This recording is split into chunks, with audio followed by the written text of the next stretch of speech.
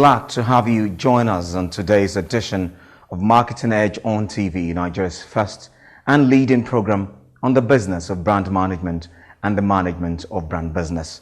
I am Tolu Ijedi. You're welcome.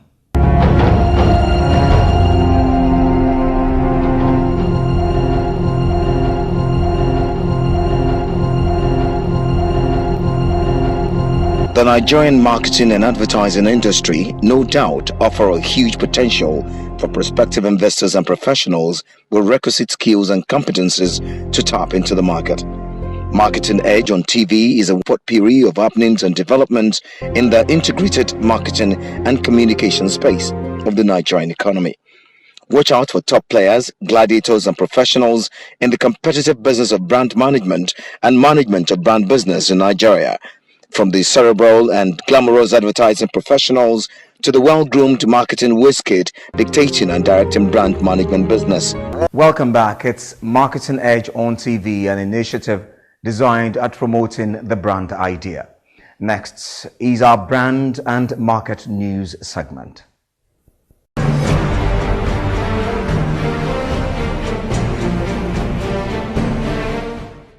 In a bid to drive relevance among wellness-conscious consumers and encourage healthy living, Nestle has unveiled its global Nestle for Healthier Kids initiative.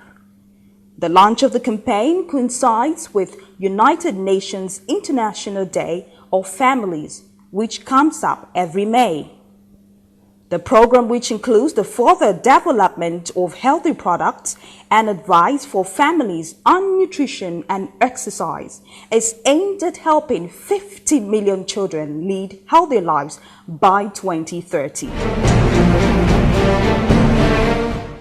The Vice President, Professor Yemi Osinbajo, has said that the digital switchover being undertaken by the National Broadcasting Commission (NBC) will make Nigeria the biggest digital television market in Africa.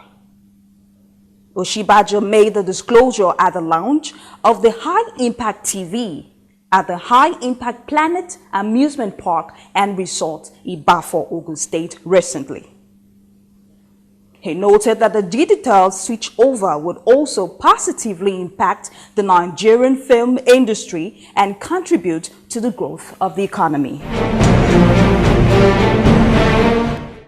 The Experiential Marketers Association of Nigeria, EXMAN, is set to launch an initiative tagged Somewhere in Naija. The initiative is aimed at showcasing new talents across the country. President of the association, Kehinde Salami, said the initiative would allow EXMAN to show Nigerians the world at large as new talents are being discovered on a daily basis. Salami, who also doubles as the managing director of Ideas House Limited, said this during an interview section in his office at Magodo, Lagos. The Alphabet Media Academy has been launched to provide adequate training for practitioners in the integrated marketing communications industry and bridge the dearth of manpower in the sector. The academic has also partnered with the Media Independent Practitioners Association of Nigeria, MIPAN, whose various agencies could absorb the students for internship and possibly job placement. Chief Executive Officer Ama Eki Azuve stressed that the academy was set up to saturate the industry with qualitative personnel that could deliver great jobs to their clients. Leading carbonated soft drink producer Coca-Cola has topped the carbonated drink markets in Nigeria in 2017. According to a recent report released by Euromonitor International in March, Coca-Cola occupied the leading position in the segment due to its spread of production plants across the country.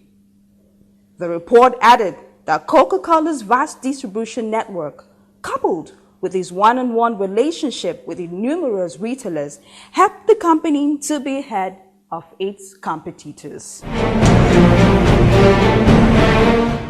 MultiChoice leading pay TV and content platform, is set to pick a new agency handler for its lucrative media account.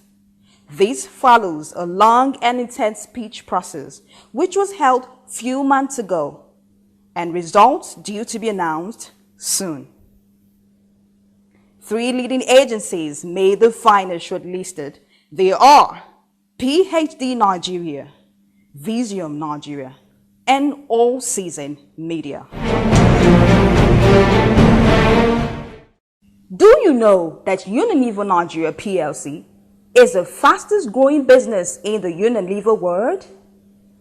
This revelation was made recently in Lagos by the managing director of Unilever Nigeria, Yo Nasako, during an interaction with the media. He told journalists that Unilever Nigeria contributes about 2 to 3% to the growth of the Unilever global operation.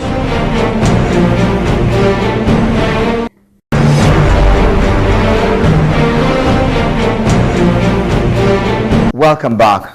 African consumer mindset has been demystified with the launch of The Villager by Seyi Olubodun, a book that seeks to play a big role in impacting brand perception in Nigeria. The presentation of the book was held recently in Lagos.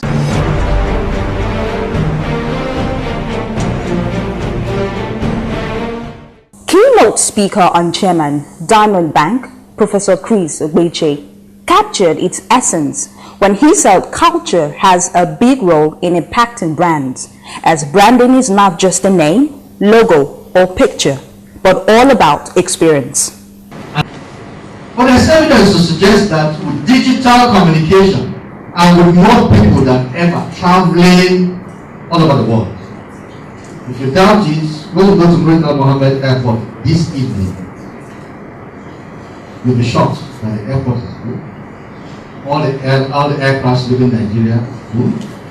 And in Nigeria, you know, Nigeria is the only country where the aircrafts fill up from the front. Other parts of the world, they fill up from the rear. You know what that means?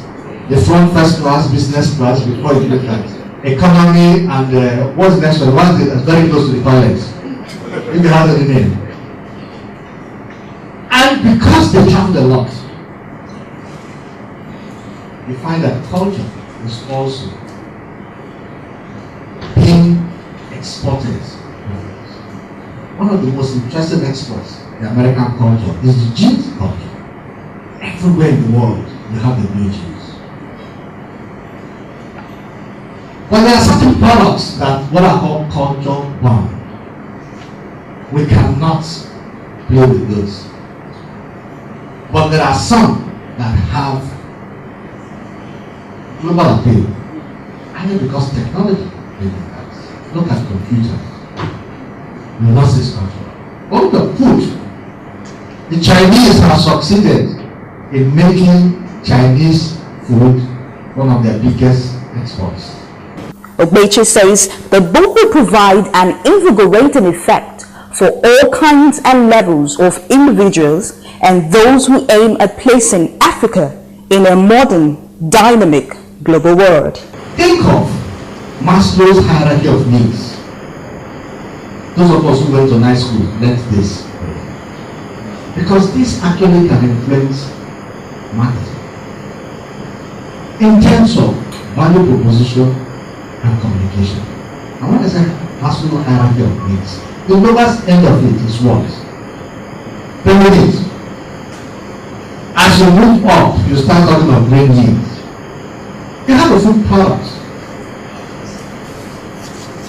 that you are marketing to the lower end, those who are thinking of daily needs. You are not going to start talking to them about aesthetic values. You are going to talk with them how that will fill their stomach, give them enough energy, and probably call it 6 to 6. So once they eat it in the morning, they have a food until the evening. When you are talking to those who are looking at belly needs, you have been talking about filling their stomach, how they will look healthy, how it will affect their complexion, how they look more beautiful, and the rest of them. So you see, the same foods that you might be talking to, trying to address different people because of their hierarchy of needs, you look at it from a different perspective. Oluwakamu, while reviewing the book, says, described as very interesting and one that poses as a psychological perspective on the behavior of the African consumer. The one thing that the cosmopolitan African consumer who is digital savvy, either as a digital immigrant or as a digital native, desires is to experience village life again.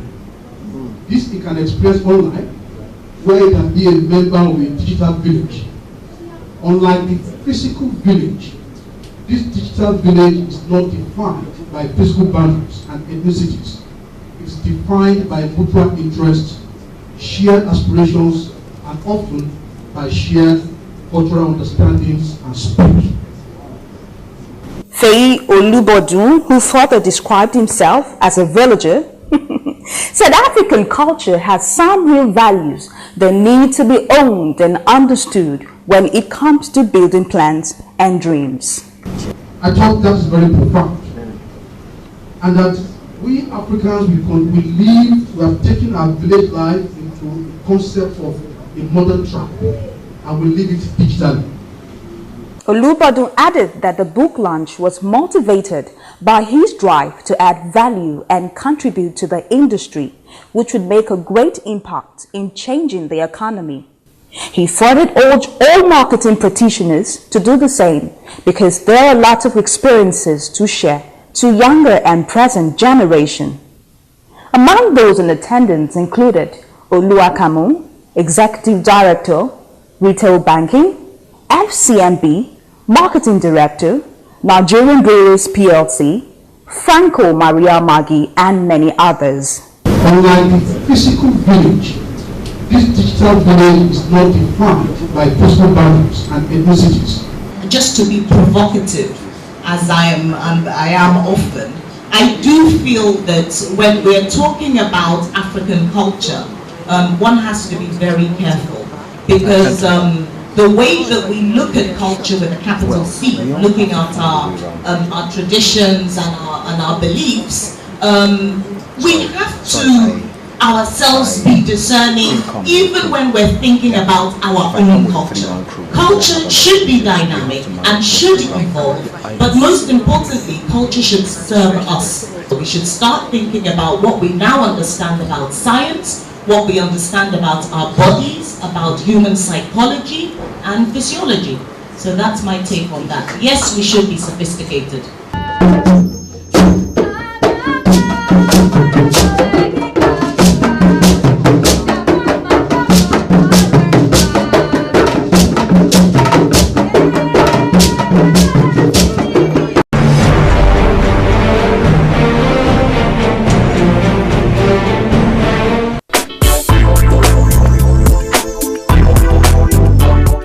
Pepsi is an internationally recognized carbonated cola drink offering great taste and refreshment. It is one of the leading soft drinks in the world. Originally created and developed in 1893 and introduced as Brad's drink in New Bern, North Carolina, United States, and was renamed as Pepsi Cola on August 28, 1898, and then as Pepsi in 1961. The brand was launched when a young pharmacist named Caleb Branham was experimenting with combinations of spices, juices, and syrups to create a refreshing new drink. Today, PepsiCo is one of the largest beverage companies in the world with a huge range of popular products. Pepsi was introduced into Nigerian local market in 1992 and the Pepsi Light variant in 2006. The brand is produced in Nigeria by 7-Up Bottling Company PLC, one of the largest independent manufacturer and distributor of soft drinks in the country. Over the years, the brand has been known for great marketing campaigns, and those include some of the recent ones like Pepsi Long Throat. The brand said its unique marketing in 2017 gave it an edge over its competitors, citing the No Shaking Carry Go campaign. which was launched at the Lekki toll gate on 11 August 2017. You're watching Marketing Edge on TV. Advertising professionals have lamented the delay in the composition of the statutory board of the Advertising Practitioners Council of Nigeria, APCON, which they claim has been affecting the wholesome and ethical monitoring of advertising business in the country. But in her reaction, the acting registrar of the council, Ijedi Iyoha, though decried the vacuum, added that the regulatory agency has continued to play its role by regulating and enforcing rules of advertising practice in this exclusive interview.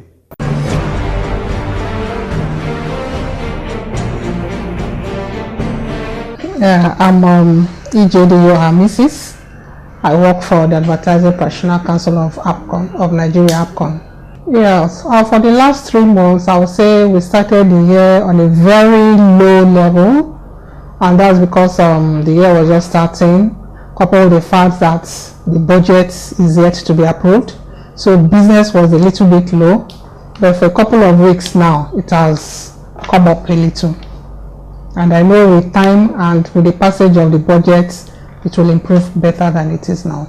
Yeah, if I'm to judge from the last election they had, I don't think it will be much different this time around. It will really improve advertising spend in the political sector, because so many of the political parties will want to be on air. They want to be on billboards, they want to be on the print media, and they won't have any option than to forward their materials for clearance and for exposure. So it's going to be a little bit better. Yes, a good number of them did, but some did not. Okay. Yeah, you cannot have 100% efficiency.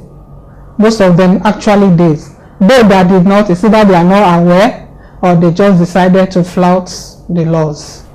But this time around, we are starting with a kind of political fora for most of them, for the stakeholders, political parties, the politicians themselves, INEC, and advertising industry as a whole, to let them know the importance of clearing their materials before exposure and why they should do that, so that we can safeguard the vulnerables in the society.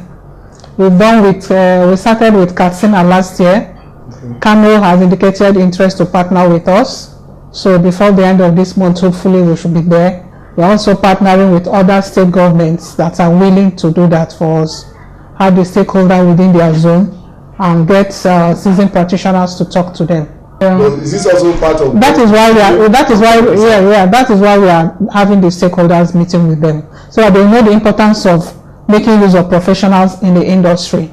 We need to let them know that it is better for them to make use of professionals, use registered advertising practitioners and their agencies to do such. If they don't know, they can always go to the roadside people and get their materials done. If they send it to us for vetting, normally we don't approve such. Okay. We advise they should go and amend before we can give our approval. So that is the role of APCON in that area, making sure that our wholesome materials are not exposed to the public, especially with hate speeches. What we do here in APCON is that we ensure that such organizations are registered under the corporate license regime. Okay. If they are not, that's when we can come after them. But if they have all their structures in place with registered practitioners there, then we allow them to practice, so long as they are doing the right thing. Corporate license is registered through APCON or through corporate affairs? Through APCON, if you want to practice advertising. Okay. With the permission of the corporate affairs, will not even license you if you are not a registered practitioner in the first place. So you must be a registered practitioner before corporate affairs can even give you license. Then if you want to go into advertising as a business, that's when you come and register under our corporate license regime.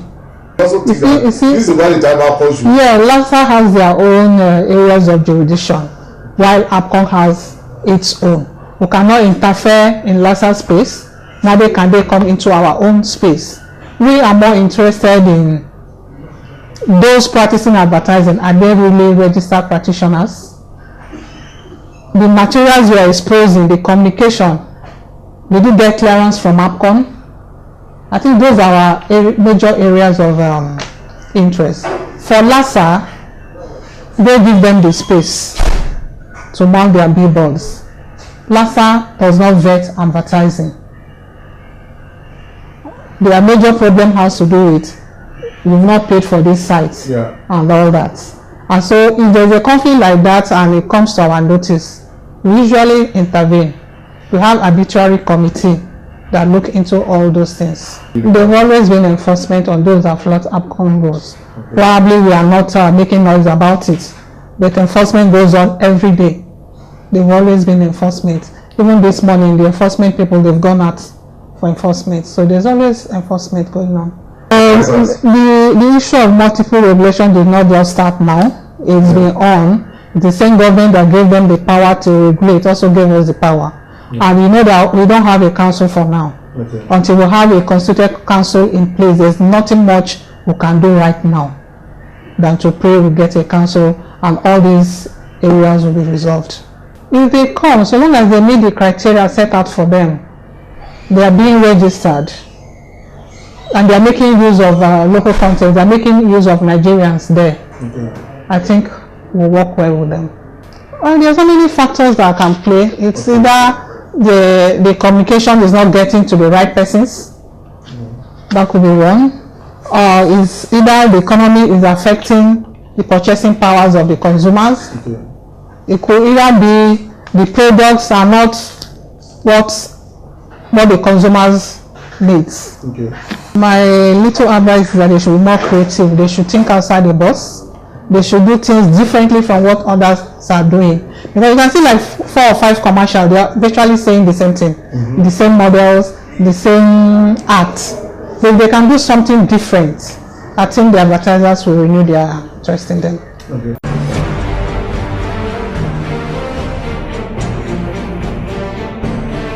That was the acting registrar of the Advertising Practitioners Council of Nigeria, APCON, Ijedi Iyoha, sharing our thoughts on the implication of not having a statutory composition of the board of APCON.